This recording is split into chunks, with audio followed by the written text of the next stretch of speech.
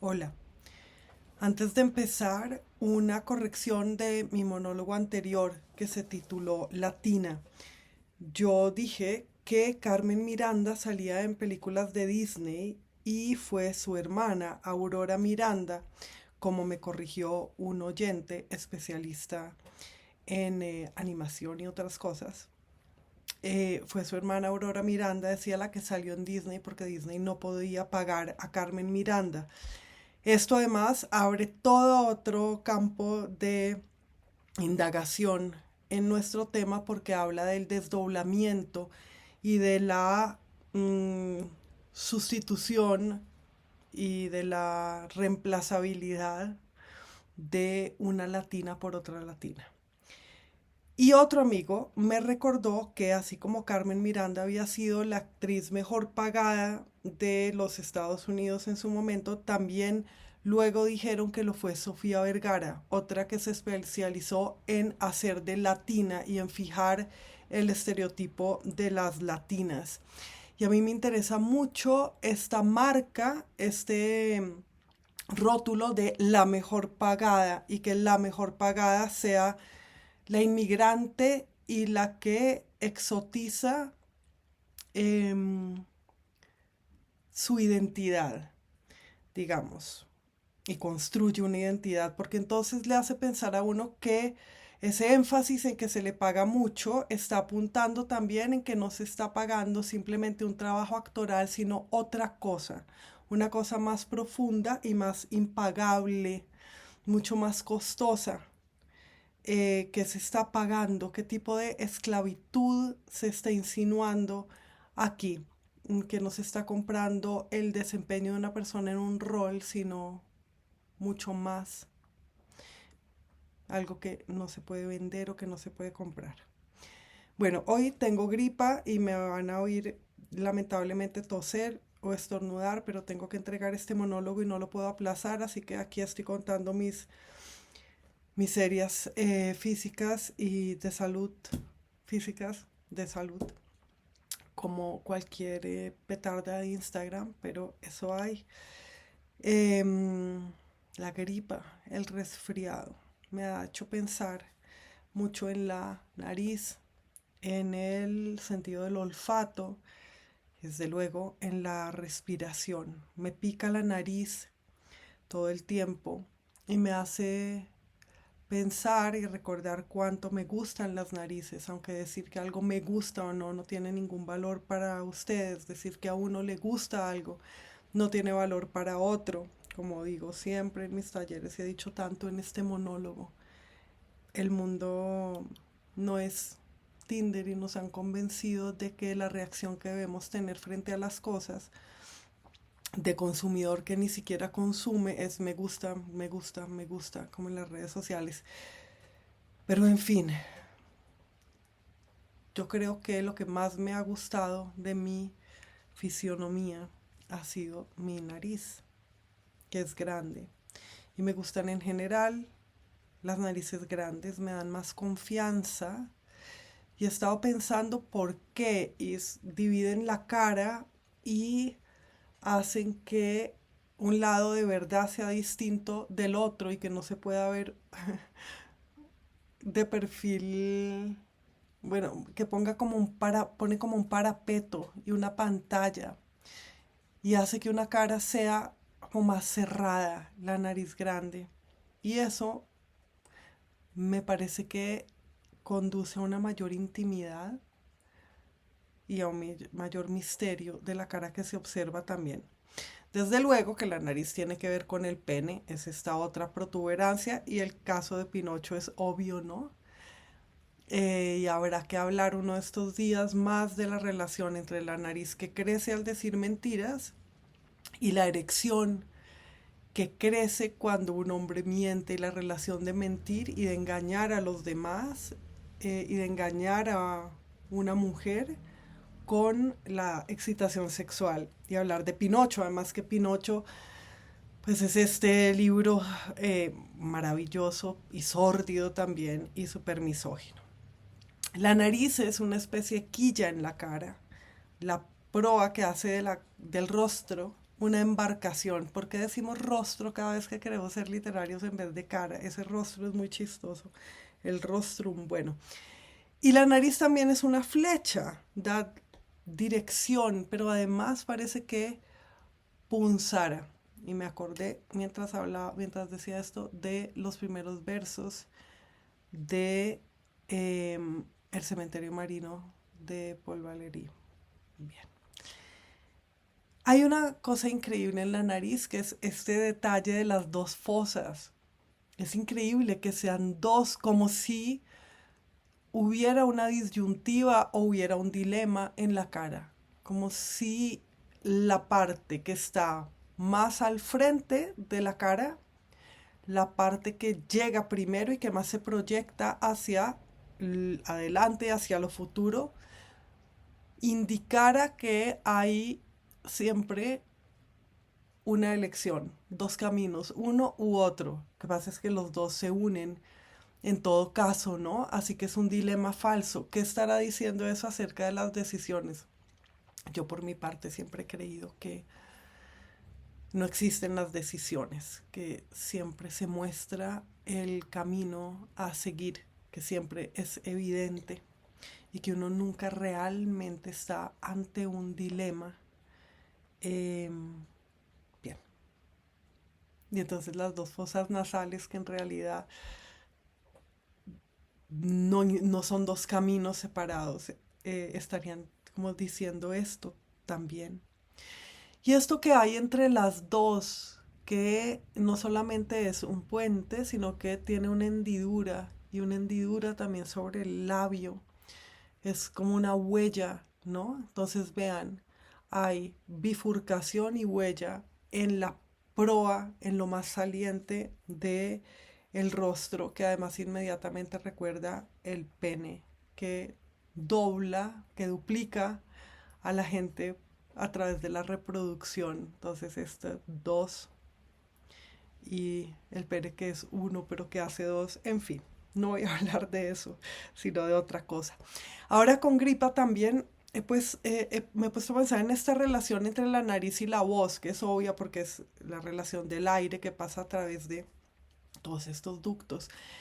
Cuando uno tiene gripa no solamente suena más nasal, no solamente es que tiene la nariz tapada, entonces suena un poco así, sino que se produce una voz más profunda y más y cavernosa. Em, y pensaba en la relación en la que lo pone a uno, en la intimidad en la que lo pone a uno la gripa, el resfriado, con el agua del cuerpo. O sea, uno escurre los mocos, debe tomar mucha agua, pero a la vez le dio esa gripa a veces, o el resfriado que se convierte en gripa por la cantidad de lluvia. Y en Bogotá, los que no estén aquí y las que no estén aquí, les contamos, los bogotanos, que está lloviendo desde hace 5 meses. Es una cosa realmente impresionante. 5 meses, por ahí, 6, no sé. Todos los días llueve. Y a mí me gusta más el tiempo lluvioso que el tiempo seco. Mm, y aún así, uno sale y ay, ya siente como ese escupidito constante encima porque es la llovizna, además, la llovizna constante, pero igual me gusta. Y entonces, la gripa y la voz y el agua y la proa esta que convierte la cara en una embarcación para flotar sobre el diluvio del invierno que hace que la nariz se inflame, que esta proa crezca en la gripa. Bien. Tengo muy desarrollado el olfato, pero como dije, esto no es para decir yo tal cosa y tal otra, porque no es Tinder ni una cita romántica, pero tengo de verdad súper desarrollado el olfato, es mi sentido. Bueno, otras veces he dicho que es el oído, pero bueno, esos dos, los dos que no se pueden cerrar. Em, y eso me hace vivir muy mortificada muchas veces, pero también me hace detectar muchas cosas, porque tener el olfato muy desarrollado también tiene una dimensión, creo yo, metafórica, no simbólica o analógica, si se quiere. O sea, yo tengo un olfato para las mentiras y volvemos a la nariz y a Pinocho y a qué significa tener olfato. Bien. Pero digo que me mortifica mucho porque siento enseguida olores fastidiosos, así sean para otras personas tenues o lejanos. El olor, el aroma, la fragancia. Hay muchas palabras para referirse al objeto de este sentido. Aroma tiene una raíz griega y la palabra que está en su raíz se refiere sobre todo a hierbas y a plantas aromáticas. Y pensaba yo cómo asociamos los buenos olores a material vegetal, pues a flores y a hierbas. Mientras que los malos olores, por contraste, yo creo que los asociamos con lo animal. Eh, pues las heces de los animales o el cadáver putrefacto de los animales, el sudor, etcétera. Entonces, como que el buen y el mal olor respectivamente se asocian con lo vegetal y lo animal. Fragancia viene del verbo latino fragro, que es emitir un aroma suave, dice en la enciclopedia. A mí la palabra aroma, me resuena con amor y con Roma y rosa. Y luego está la palabra perfume, que tiene ese fumar de humo y se asocia con saumar, ahumar también. Entonces nos hace pensar, nos hace recordar que el olfato, que los olores se elevan y implican que algo cambió de estado, se volatilizó, cambió a un estado gaseoso. Los olores, entonces, son una presencia invisible de algo material. Y ustedes dirán, bueno, los sonidos también son invisibles. Y sí, pero ¿qué? Contesten ustedes. En el olor, cómo está la partícula material distinto de cómo está en el sonido, la fuente material que produce el sonido, ¿no? Entonces el olor implica el cambio de estado, lo que transforma y se eleva, y está muy relacionado con el sacrificio, desde luego. A los dioses los complace el olor de la carne que se está asando, de las víctimas sacrificadas, nos dice la literatura griega, ¿no? Los olores complacidos con el aroma de, de la carne animal. Bien. Nosotros no decimos que hay un sabor ofensivo de algo, pero sí un olor ofensivo. Entonces hay algo en el olor que especialmente nos hiere, que nos hiere en el orgullo, que nos hiere en la integridad, un mal olor, un hedor. Fíjense que no se dice sabor ofensivo o sonido ofensivo, pues sí se dice de escuchar un insulto o una ofensa específicamente, pero no de un sonido abstracto, pues sin un significado, sin que sea lingüístico. No decimos ofensivo tanto como decimos un olor ofensivo.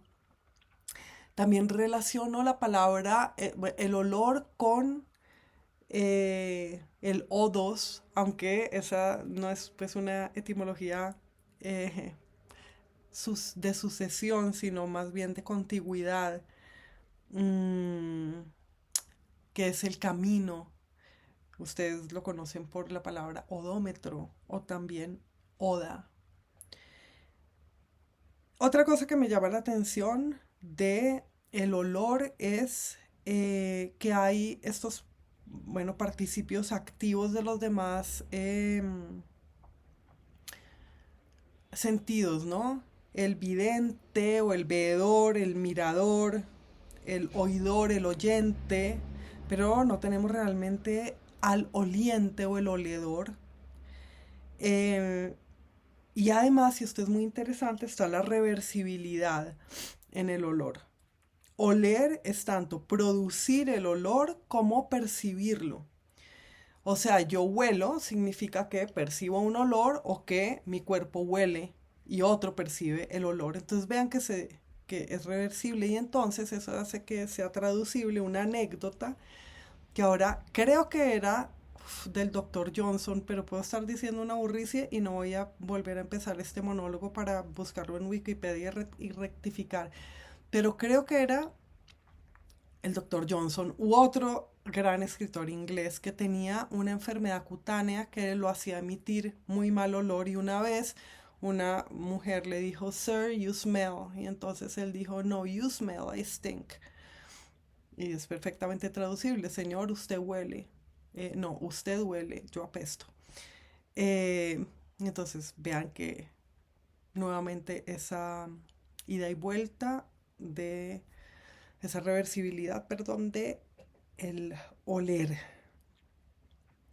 Es muy poético el olfato porque enseguida invita a la sinestesia, ¿no? Uno dice un olor acre, un olor dulce, un olor suave, remite a otros sentidos, al tacto, al gusto, eh, incluso al sonido, un olor estridente. Bien. Y antes decía que el buen olor se asocia más a lo vegetal y el malo a lo animal, y luego pensaba en excepciones, en la principal, que es el ámbar de las ballenas.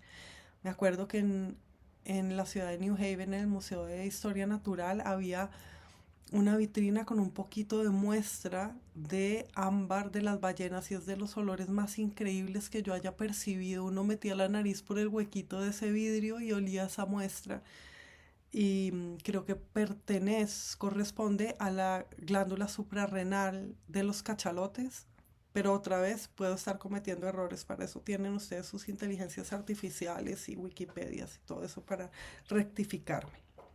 Bien, eh, hay una cosa increíble de los olores y es que a veces remiten a otra época. Yo hace unos meses, un par de años, ya casi, me subí a un carro del final de los años 80 que alguien tenía. Era un Fiat.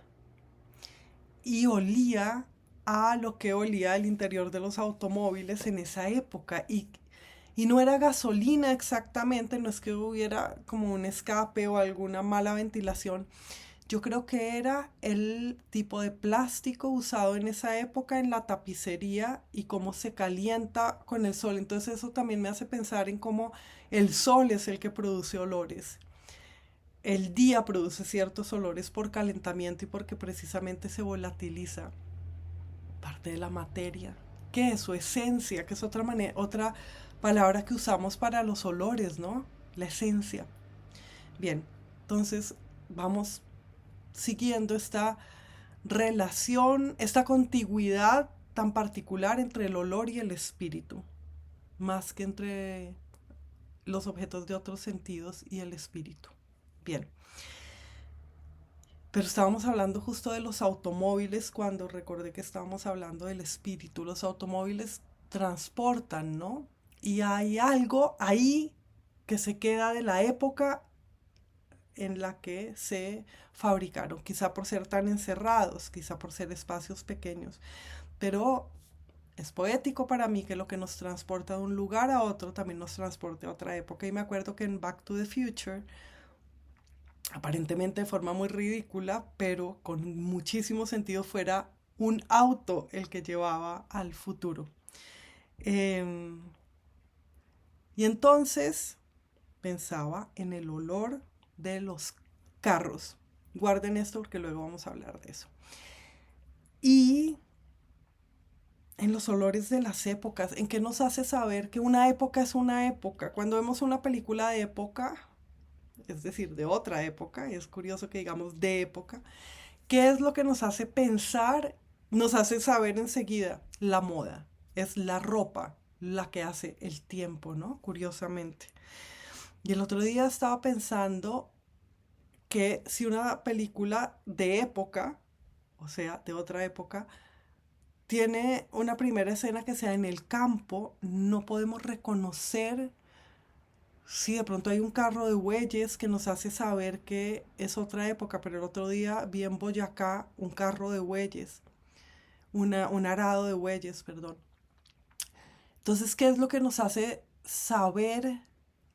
Es lo urbano, ¿no? Como que en el campo el tiempo pasa distinto que en la ciudad y no porque en el campo las cosas son más lentas, etcétera, no, sino que de verdad la diferencia entre una época y la siguiente es otra.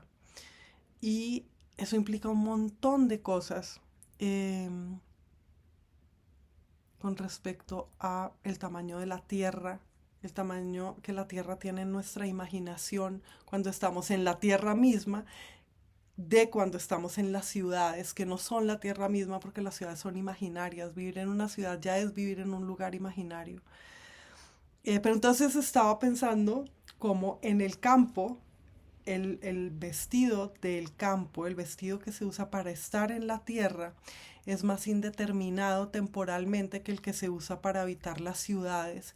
Las ciudades entonces son un escenario que tiene en cuenta la ficción de que el tiempo pasa, la tiene mucho más en cuenta que el campo. El campo conoce que el tiempo no pasa y por eso en el campo nos vestimos más o menos igual que hace 1000 años.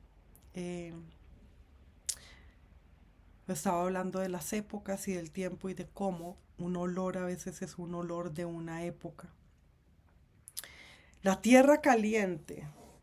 Mm, las personas del trópico subimos y bajamos por los pisos térmicos y nos desplazamos así por un eje vertical en el espacio, eh, y ese eje vertical se transforma en el tiempo, porque así es como vivimos las estaciones. Ese eje vertical del espacio se convierte en un eje del tiempo y bajamos a tierra caliente y subimos a tierra fría, que es donde yo vivo. Y cuando bajamos a tierra caliente empieza a oler, cuando sabemos que llegamos a un piso térmico cálido por el olor. Y ese olor, curiosamente, es a papas, como a papa pelada, como a papa recién pelada. Pero la papa no se produce en ese piso térmico, sino en el piso térmico frío. Llegar a los Estados Unidos siempre huele a algo. Los Estados Unidos tienen un olor a Estados Unidos, que a qué será, qué misterio, es como a alfombra y como a un polvo desinfectante, pero de alfombra.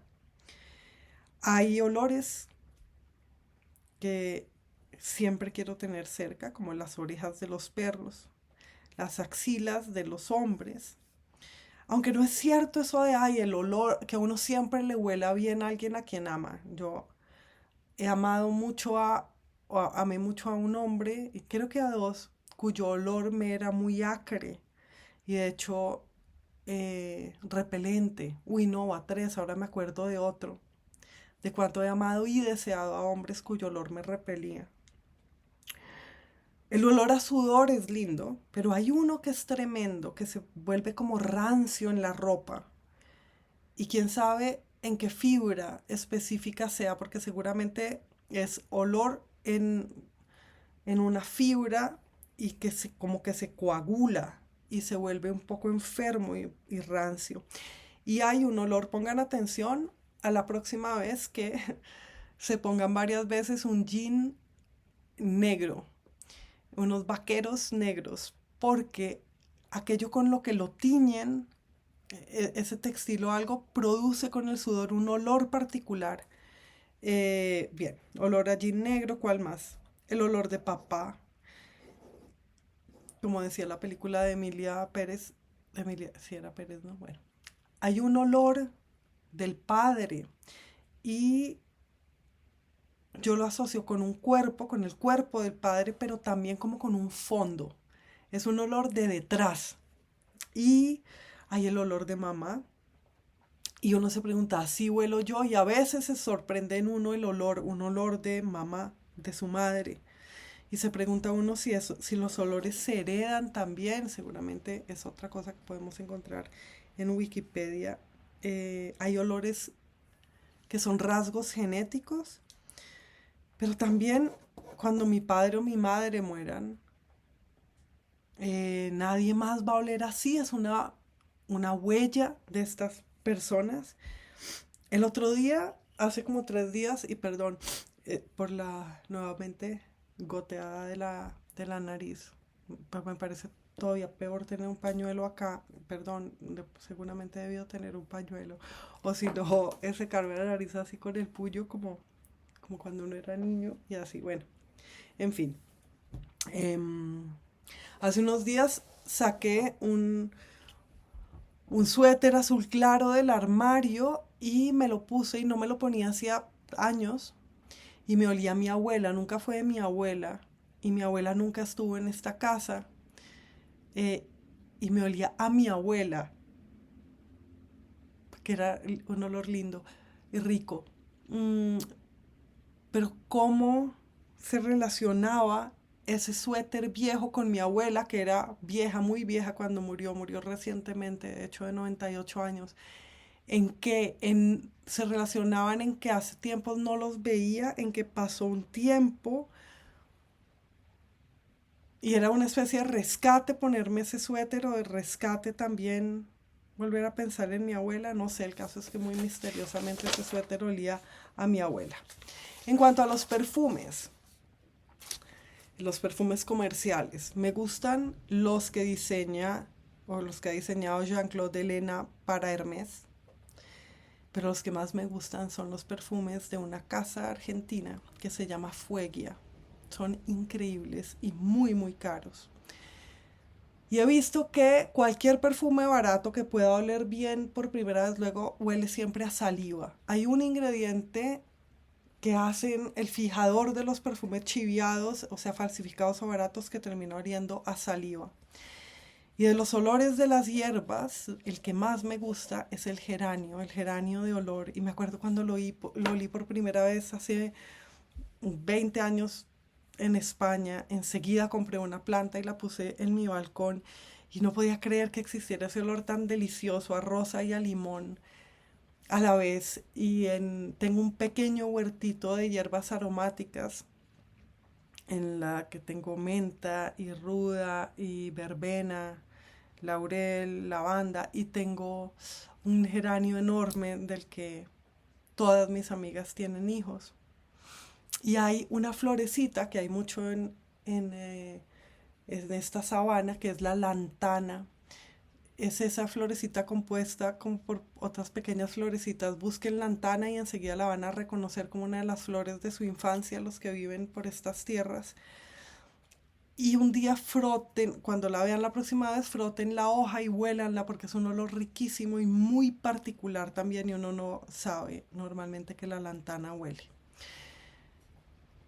Nosotros somos sobrevivientes de una peste y se nos olvida a veces y y pasamos por alto que todos debemos tener un gran trauma porque estuvimos encerradas durante más de un año, incomunicadas y pensamos que la humanidad se podía acabar. Estoy hablando de la peste del COVID. Por cierto, no digan más en pandemia cuando en pandemia es en la pandemia.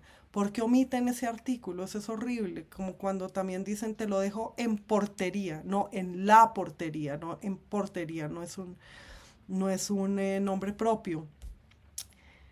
En fin, cuando la peste del coronavirus eh, nos encerró, ¿se acuerdan que uno de los síntomas del coronavirus, o sea, uno de los síntomas de que uno lo había contraído y por ahí terminaba aislado y muerto solo en un hospital, era la pérdida del olfato?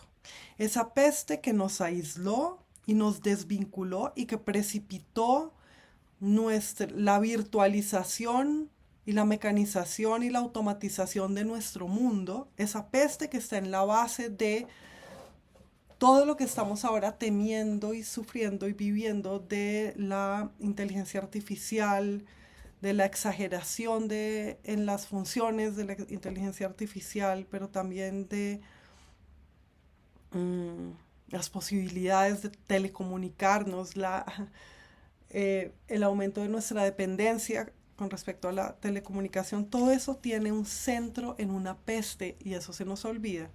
Y esa peste nos hacía perder el olfato. Entonces vean cómo la desconexión a la que nos condenaba el coronavirus se concentraba en esa pérdida del olfato que además Además de llevar la mascarilla o el tapabocas o el barbijo todo el tiempo, hacía también que no oliéramos.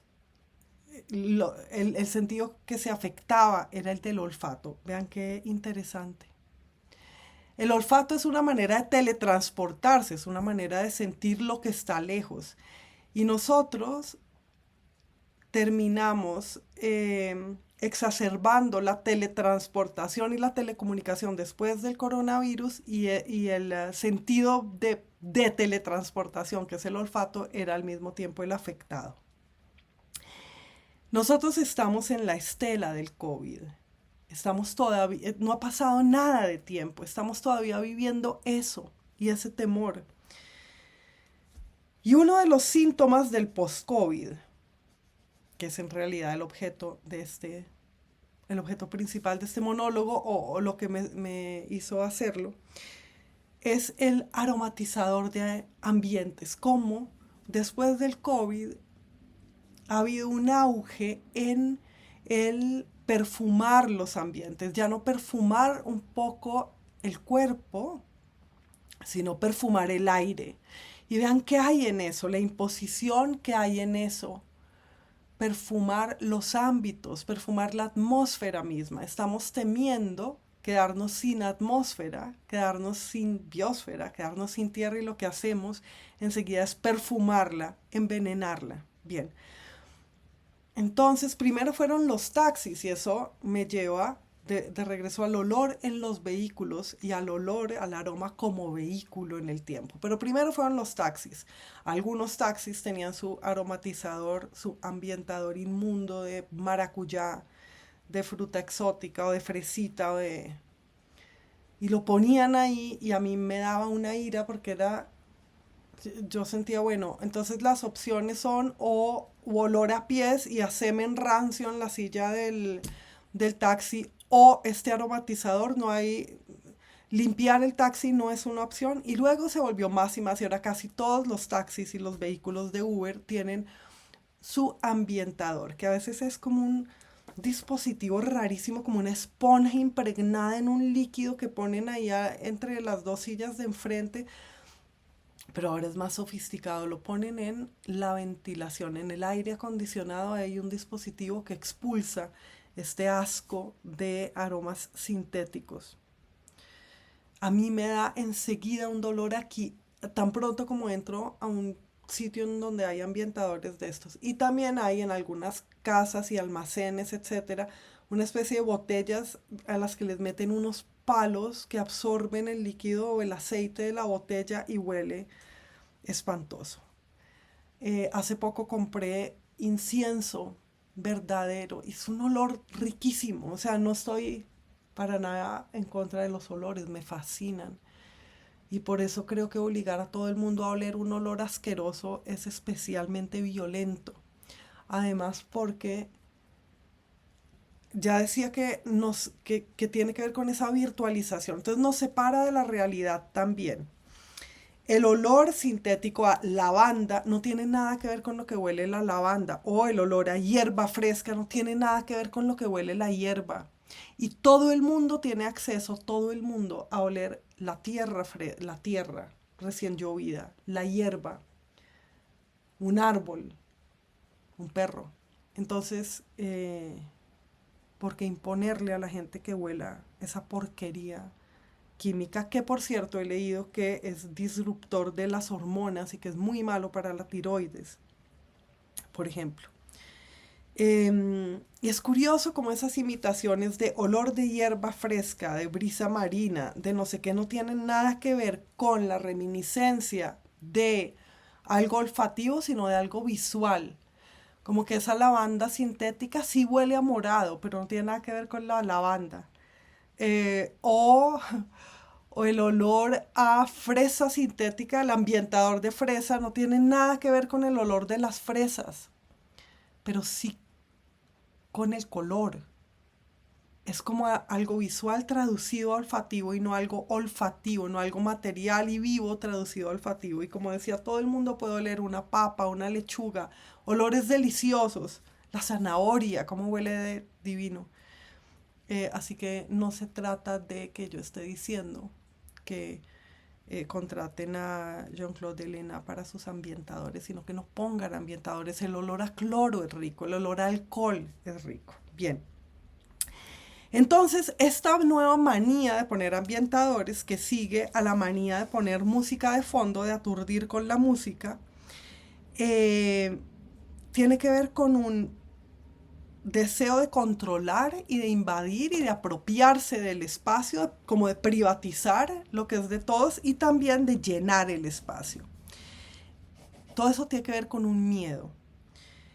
Eh, y con el miedo sobre todo a la realidad, ¿no? El otro día me salieron unas bolsas de basura aromatizadas. ¿Por qué aromatizas unas bolsas de basura? Precisamente son de plástico y si las cierras ya no huele a basura, luego se lo lleva el carro de la basura. Toda esa higienización que ya es problemática de la vida cotidiana, no la tienes que aromatizar con unos olores que absolutamente todo el mundo, por cierto, le parecen inmundos. Pregúntenle a alguien si le gusta el olor de esos ambientadores. A nadie le gusta.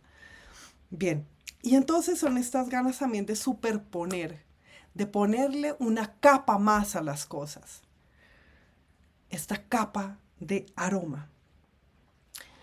Ahora, es escandaloso lo siguiente. Uno, en un café que queda en la calle 85 con 13 en Bogotá, en un café estaban poniendo aromatizador. Precisamente un café debe oler a café, es uno de los olores más ricos, pero además más potentes que hay. Cuando teníamos COVID, justamente para que volviera el olfato, nos hacían oler café. Entonces, ¿cómo así que ponen aromatizador, ambientador en un café? Eso es asqueroso. Dos, fue realmente inaceptable ha sido oler esos ambientadores en clínicas. Y no voy a decir aquí cuáles clínicas, yo ya lo he dicho en Twitter y no son solo esas. Pero ¿cómo se les ocurre? Puede haber personas asmáticas, personas alérgicas, riníticas, cómo someten en las salas de espera de las clínicas a la gente a que huela esos aromas sintéticos. Y salen cada tanto del ducto de ventilación. Eso me recuerda a cuando los rusos, y creo que era Putin, aunque esto fue hace muchos años, el antiguo Putin, cuando se acuerdan que los chechenos se tomaron un teatro en Moscú, el teatro Dubrovnik, creo. Yo eso luego lo usé en una novela.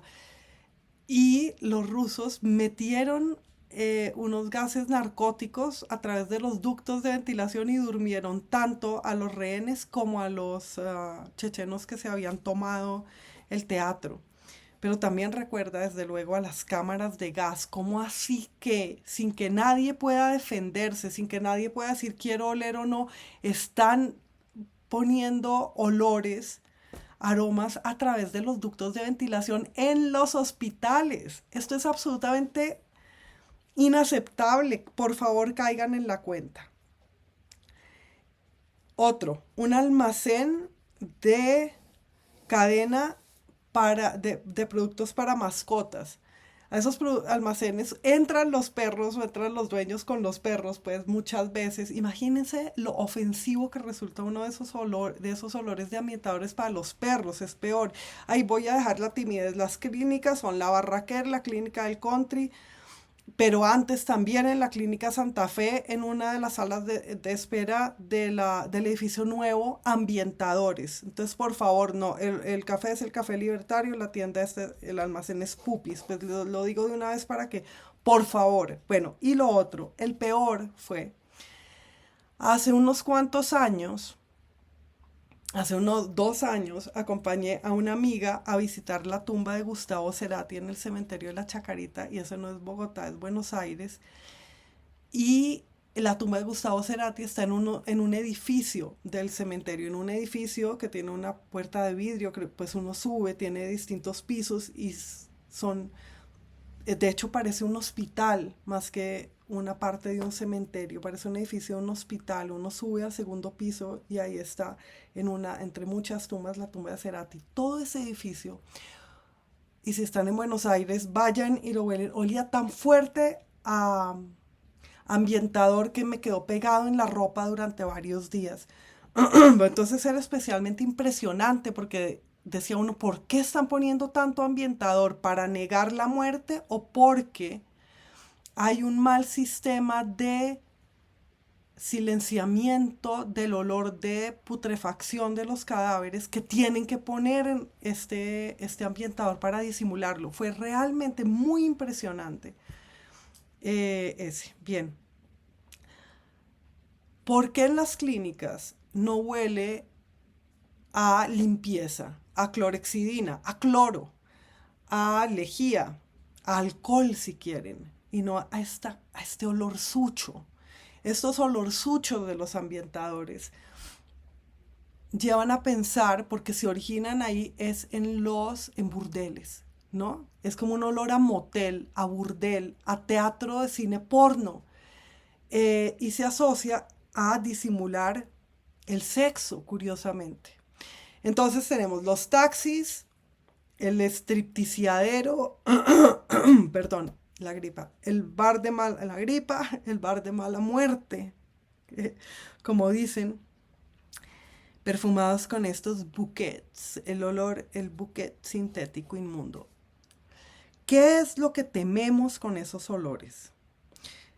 Tanto los taxis como el motel, como el hotel, porque en muchos lobbies de hoteles huele a ese ambientador asqueroso, o sea, lo olía en Jerusalén y lo huelo en Colombia, pero es reciente y son todos el mismo, que además unifica el mundo entero en un solo asqueroso aroma sintético. En fin, hoteles, cines, uy, el otro día también en el nuevo Cinema Paradiso y en la 60 y pico, en un cine me salí, en un teatro de cine ambientador, o sea, tienes que sentarte y verte una película oliendo eso todo el tiempo, o sea, todo lo que pasa en la película lo tienes que asociar a ese olor. Bueno, se me ha olvidado ese lugar, es que cada vez son más. Pero, en fin, estoy tratando de entender aquí que todos esos lugares en los que en primer lugar hubo ambientadores, que son taxis y moteles, son lugares en los que los cuerpos están de paso, ¿no? En un taxi pues se sube un cuerpo, se baja, se sube otro cuerpo, se baja. Y en los hoteles también duerme un cuerpo o va tener sexo, es que a tirar un cuerpo, a pichar y luego se va. Qué horrible ese pichar. Bueno, va a copular un cuerpo y luego se va, o a dormir y se va. Ese tránsito de los cuerpos, esa idea de que los cuerpos se van y nunca vuelven y vuelve otro cuerpo, pues eso es nuestra condición, ¿no? Eso se llama mortalidad. La misma condición de un taxi es la condición del mundo con respecto a los vivos en el mundo. Y que impongamos un aroma de ambientador, que además, oigan la palabra, el hacer un ambiente distinto dentro de un ambiente ya dado, es lo que hace el ambientador. En esos lugares donde los cuerpos transitan y que nos recuerdan la fugacidad y la mortalidad de los cuerpos, entonces lo que nos están diciendo es, el olor siempre es el mismo. Hay algo que permanece. Es como un antídoto del miedo a la muerte y al paso, ¿no?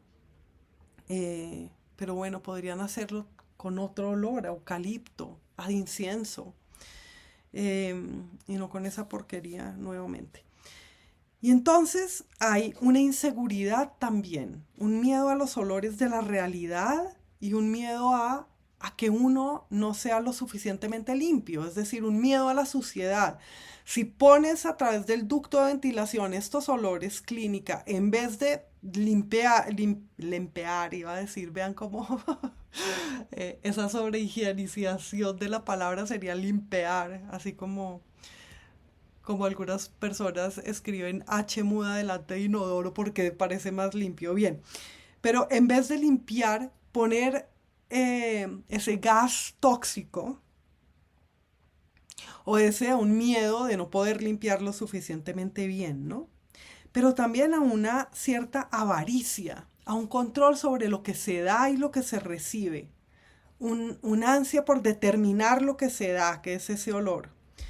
Pero yo he terminado por concluir que Es un miedo no solo a la suciedad, sino un miedo a la limpieza. Es un miedo al vacío de la limpieza y a la pureza de la limpieza, a que algo huela a lo que es, a lo que hay, porque esos aromatizadores sobre todo no huelen a ninguna cosa que exista. Eso es lo más impresionante. No, no huelen a lavanda, ni a fresa, ni a eucalipto, ni a limonaria, ni a sidrón. Huelen a una cosa sintética que no existe. No hay algo material en el mundo que corresponda con esos olores y eso da vértigo, ¿no? Entonces es un miedo a la limpieza, al vacío, al agua, al espacio libre. Es un miedo a la libertad, como casi todas las porquerías que hacemos. Y entonces ese miedo lo que indica es lo lleno, lo atiborrado, lo confuso y lo pútrido realmente. Esos olores, esos aromatizadores son realmente olores de lo que se está corrompiendo, no, no lo fresco. Y es el olor, el buen olor, es siempre sutil. Cualquier, entre comillas, buen olor muy saturado es violento, es inmundo. Entonces vean que también hay algo que relaciona la bondad con la mesura, con lo poco. Y pues esos ambientadores son fuertísimos y son pura violencia. Aquí voy a terminar. Solo tengo algo que anotar. Hemos hablado de la gripa, las narices, ¿qué más?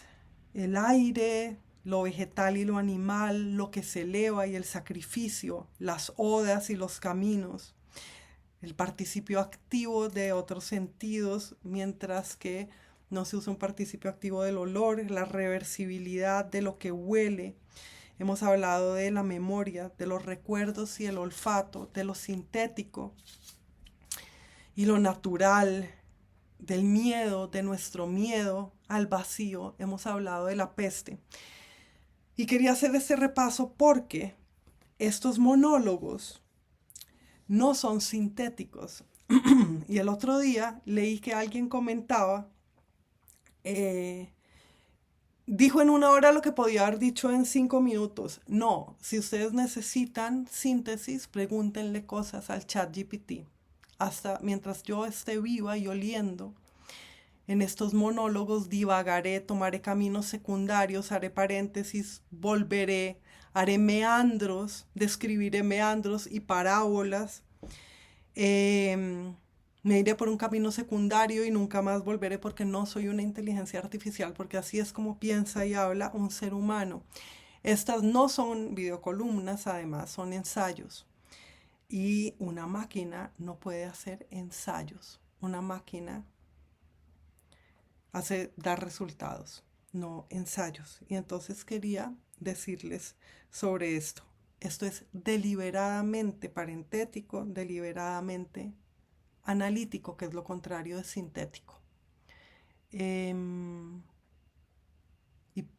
se trata de perderse, de volverse a encontrar, de asociar, de seguir rastros, de oler precisamente, de usar el olfato y pasar de una cosa a otra a través del olfato y no de oler un ambientador sintético que te da un aroma listo. Así que